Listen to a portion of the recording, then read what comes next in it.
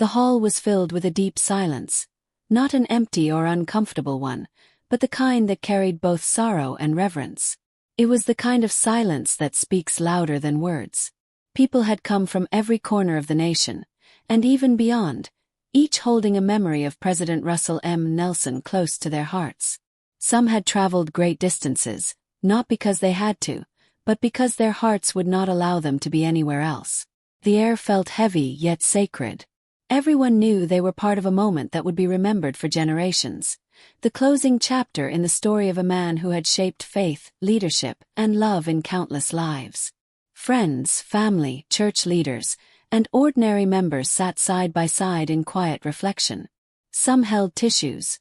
Others bowed their heads, their eyes shining with tears they did not try to hide. No words were needed. Every face already spoke of love, gratitude, and grief. The room was arranged with elegant simplicity, not lavish but full of grace. White lilies and roses lined the sides of the hall, their fragrance a gentle symbol of purity and peace. A soft hymn played in the background, its melody floating through the air like a whispered prayer. Each note seemed to honor the faith that had guided President Nelson throughout his long and remarkable life. At the front of the hall stood the podium.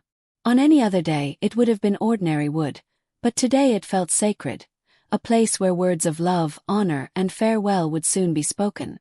All eyes turned as President Dallin H. Oaks slowly rose from his seat. His steps were steady, yet heavy with emotion. He had stood behind many pulpits before, but this time was different. This was not a sermon. It was goodbye to a brother, a counselor, and a prophet. As he reached the podium, President Oaks paused. His hands rested gently on either side. His head slightly bowed. For a moment, the entire hall seemed to hold its breath. Then, lifting his gaze, he looked out across the faces before him. Leaders, missionaries, mothers, children, and friends, and it seemed as though he drew strength from their shared love. When he spoke, his voice was soft but firm. "My beloved brothers and sisters," he began, the warmth in his tone wrapping around the room. "Today we come together with heavy hearts, but also with hearts full of gratitude. We are here to honor a man who gave everything he had to the Lord, and who gave each of us more love, wisdom, and guidance than we could ever repay." His voice trembled slightly. He paused, taking a deep breath, and looked down for a moment, steadying himself. "For me," he said quietly, "President Russell M. Nelson was not only a prophet of God. He was my brother, my counselor, and my dear friend. To stand here today and speak of his life is both an honor and one of the hardest things I have ever been asked to do." He looked up again, and the faintest smile touched his lips. "I had the sacred privilege of serving alongside President Nelson for many decades.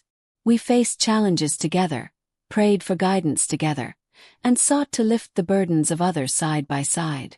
During those years, I came to see not only his wisdom but his unshakable faith."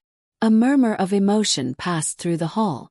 President Oaks continued, recalling moments that revealed Nelson's quiet strength.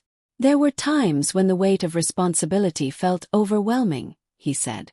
"Yet President Nelson would always remind me in that calm, reassuring voice, 'The Lord will show us the way.'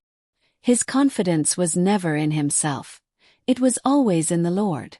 And every time, without fail, the way would open." The audience listened intently, hearts stirred by the image of two men of faith seeking divine direction together. "I remember one evening," President Oaks said softly, "when we were working late, preparing for decisions that would affect many lives. I was tired and uncertain, and I admitted that I wasn't sure what to do. President Nelson smiled, placed a hand on my shoulder, and simply said, 'Let's pray.' In that moment, I understood that true leadership isn't about having all the answers. It's about knowing where to turn for them." The hall remained utterly still. Even those who had never met President Nelson personally could feel the weight of those words, a lesson in humility, faith, and divine reliance. President Oaks's voice softened as he continued. "President Nelson was a man of remarkable gifts. The world knows of his brilliance as a surgeon, and his service as a prophet is known across continents. But today I wish to speak of what truly defined him, not the titles he held, but the heart he carried. He paused, and his tone deepened. President Nelson treated every person he met with dignity. Whether you were a world leader or a child standing shyly in the corner, he gave you the same kindness, the same attention, the same genuine smile. That was his way. He saw people not for their position, but for their eternal worth. Several in the audience nodded through tears. They had seen those moments themselves. I remember watching him after long meetings, Oakes said. No matter how tired he was, he would bend to listen to a young child or clasp the hands of an elderly member as though no one else existed. He didn't just talk about love, he lived it. He took a slow breath, and a tender light came into his eyes.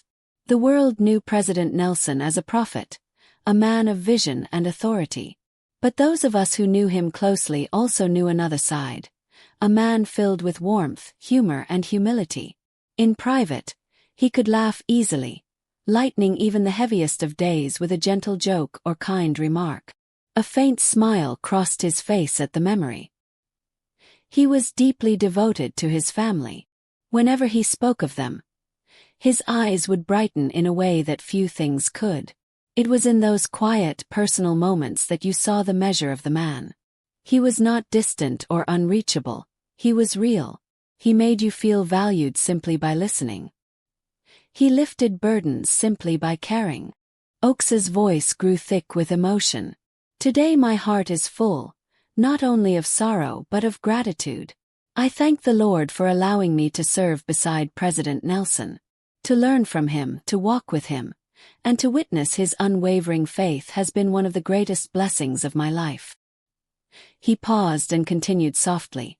I am grateful for his counsel, which always came at just the right time. I am grateful for his friendship, steady and loyal through every season. And I am grateful for his example, for showing us that discipleship is not found in grand gestures, but in small daily acts of love and service. His voice broke for a moment. I feel as though I have lost a part of myself, he admitted. But I am also deeply blessed, for how rare it is to walk so closely with someone whose life radiated such light. Tears glistened on many faces as he went on. As we grieve, let us also rejoice. For Russell M. Nelson is not truly gone. His love, his teachings, and his faith live on, in me, in you, and in all whose lives he touched. His legacy is not measured in titles or honors, but in the countless hearts he lifted, the faith he strengthened, and the peace he brought to homes across the world.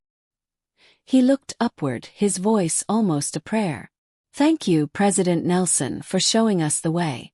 May we honor you best by living the truths you lived, and by carrying forward the light you left in our care. When President Oakes stepped away from the podium, silence lingered, but this time it felt peaceful. Slowly, the congregation rose to their feet. It was more than respect. It was love, a final act of unity. The choir began to sing a gentle hymn. The notes wrapped softly around every heart in the hall. Tears still fell, but they were no longer only tears of sorrow. They were also tears of gratitude, for a life well lived, for faith that never faltered, and for love that will never fade. Though the service marked the close of a mortal life, it did not feel like an ending.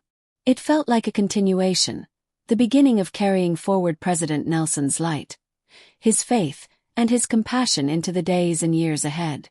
And as the final note of the hymn lingered in the still air, those who came to mourn left with heavy hearts yet renewed hope, knowing that Russell M. Nelson's life and legacy would never truly fade.